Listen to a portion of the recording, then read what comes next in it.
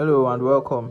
In this step-by-step tutorial, you'll learn how to enable email notifications on Instagram, ensuring you never miss important updates from your favorite accounts. Turning on these notifications can help you stay connected and keep you up to date with latest posts and interactions. If you find this tutorial helpful, make sure to subscribe to our channel for more valuable tech tips and tutorials.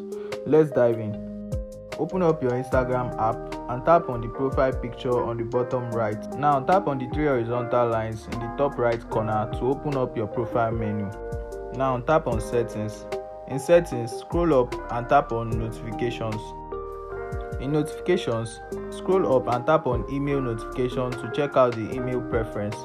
Now you can go ahead to customize your email notifications to suit your preference.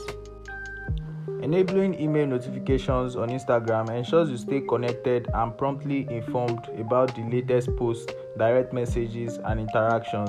This keeps you engaged with your favorite content creators and followers, fostering a more interactive and enjoyable Instagram experience. If you found this tutorial helpful, remember to subscribe to our channel for more valuable tech tutorials and tips. Stay connected and happy Instagramming.